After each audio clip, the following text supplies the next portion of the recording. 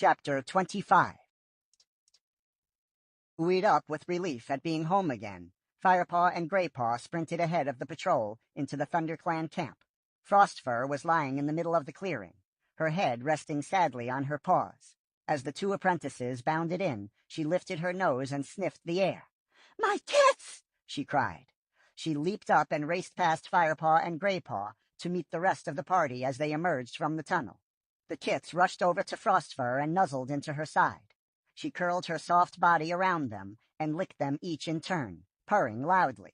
Yellowfang hung back at the camp entrance and looked on silently. Bluestar strode up to the returning patrol. She glanced fondly at Frostfur and her kits, and then turned her eyes to Whitestorm. "Are they all right?" she asked. "They're fine," meowed Whitestorm. "Well done, Whitestorm. ThunderClan honors you." Whitestorm bent his head to accept her praise, and added, "But it was thanks to this apprentice that we found them." Firepaw lifted his head and tail proudly, about to speak, but Tigerclaw's accusing snarl sounded from across the clearing. "Why did you bring back the traitor?" The dark warrior stalked up to the patrol and stood beside his leader. "She is no traitor," Firepaw insisted. He looked around the camp. The rest of the cats had quickly gathered in the clearing to see the kits and congratulate the hunting party. Some of them had spotted Yellowfang and were eyeing her with looks of pure hatred. "She killed Spotted Leaf," spat Longtail. "Look between Spotted Leaf's claws," Graypaw suggested. "You will find the brown fur of Clawface, not Yellowfang's gray fur." Bluestar nodded at Mousefur, who darted away from the crowd toward the spot where Spotted Leaf's body lay, waiting for its dawn burial. The clan waited in tense silence till she returned. "Graypaw is right," Mousefur panted, rushing back to the clearing. "Spotted Leaf was not attacked by a gray cat." A murmur of surprise rippled through the crowd.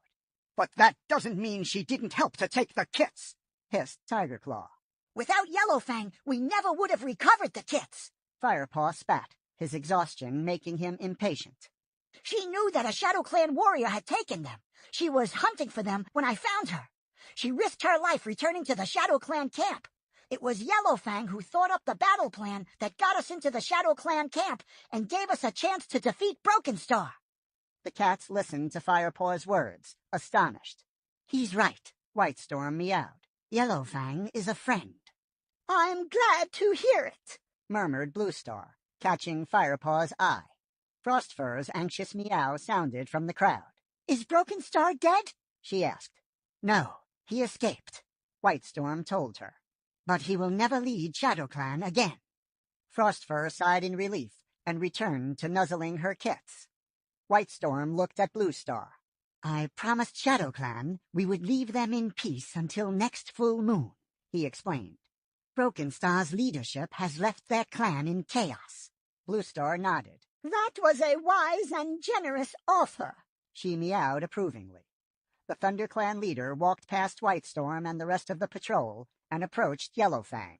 Yellowfang lowered her eyes as Bluestar touched the gray cat's rough coat with her nose.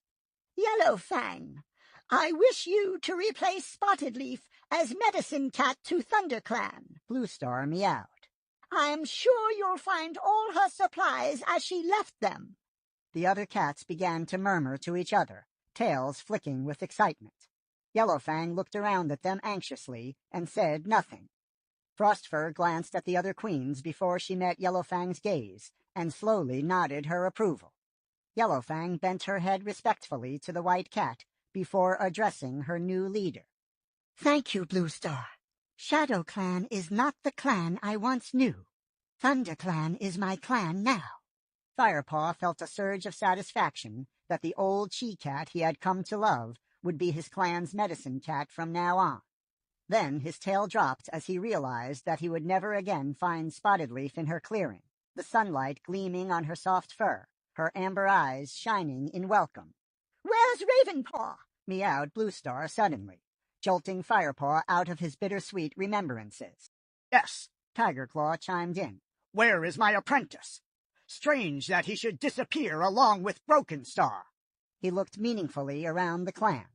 "If you think he might have been helping Brokenstar," Firepaw meowed boldly, "then you are wrong." Tigerclaw stiffened, a menacing gleam in his yellow eyes. "Ravenpaw is dead," Firepaw went on, dropping his head as if weighed down with grief. "We found his body in ShadowClan territory. From the scents around him, he must have been slain by a ShadowClan patrol." He looked at Bluestar. "I will tell you everything later," he promised. Yellowfang shot Firepaw a questioning look. Firepaw returned her gaze with a silent plea for her to hold her tongue. She twitched her ears briefly in understanding and looked away. "I never said that Ravenpaw was a traitor," hissed Tigerclaw. He paused and allowed an expression of sorrow to cloud his eyes before he turned to address the rest of the clan. "Ravenpaw might have made a fine warrior. His death has come too soon, and his loss will be felt by many of us for a long time." "Empty words," thought Firepaw bitterly. "What would Tigerclaw say if he knew that Ravenpaw was safe, far beyond the forest, catching rats with barley?" Bluestar broke the silence. "We will miss Ravenpaw, but we shall mourn him tomorrow. First, there is another ritual that must be performed, one I know that Ravenpaw would have taken pleasure in." She turned to Firepaw and Graypaw. "You have shown great courage tonight. Did they fight well, Whitestorm?" she asked. "Like warriors," Whitestorm replied solemnly.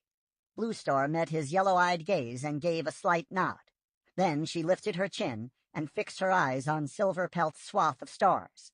Her voice rang out, clear and measured in the hushed woods.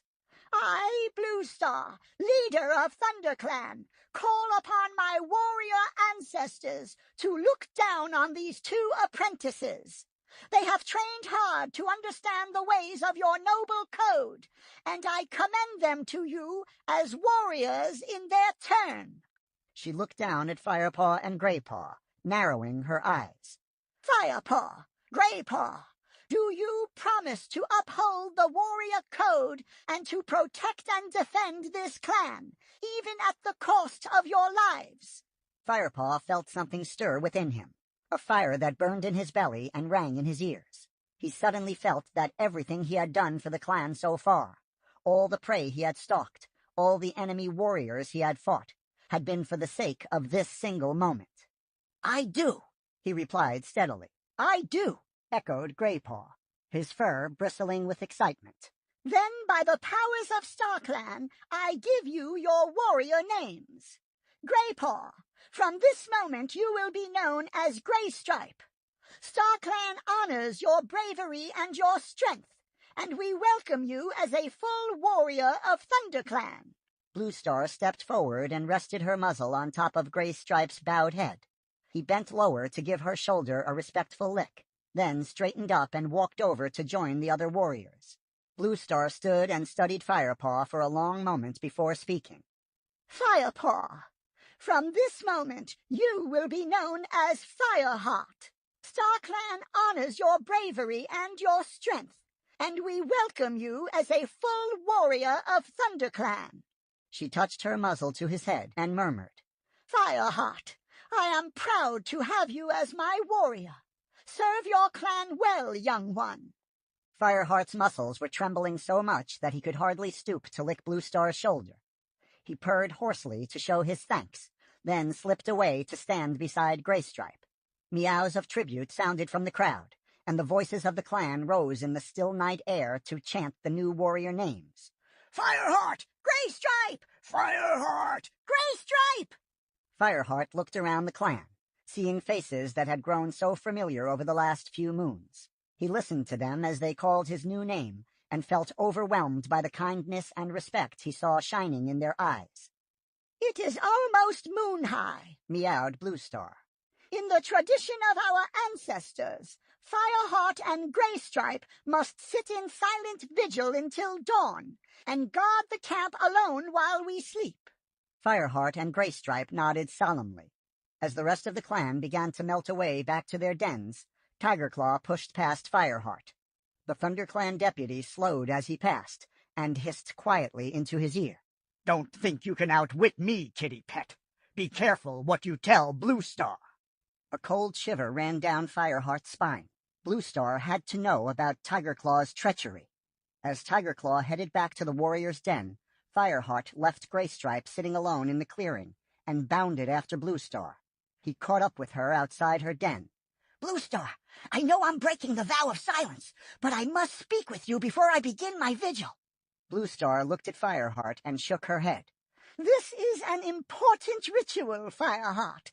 You can speak to me in the morning. Fireheart dipped his head in acceptance. Tigerclaw was not a problem that could be solved overnight anyway. He returned to Graystripe's side in the middle of the clearing. The two friends exchanged glances, but said nothing. Fireheart looked at the moon above his head. His orange coat glowed silver in the cold light. Around him, the bushes and trees were draped in mist that brushed damply against his fur. Fireheart closed his eyes and recalled the dreams of his kittenhood. The cool forest scents in his nostrils were real now, and the life of a warrior stretched ahead of him. He felt unrestrained joy flood up from his paws and surge through his body. Then he opened his eyes with a jolt. Another pair of eyes was shining back at him from the warrior's den. Tigerclaw! Fireheart stared back without blinking. He was a warrior now. He had made an enemy of the clan's deputy, but Tigerclaw had made an enemy of him. Fireheart was not the same naive young cat who had joined the clan all those moons ago. He was bigger, stronger, faster, and wiser. If he was destined to oppose Tigerclaw, then so be it. Fireheart was ready for the challenge.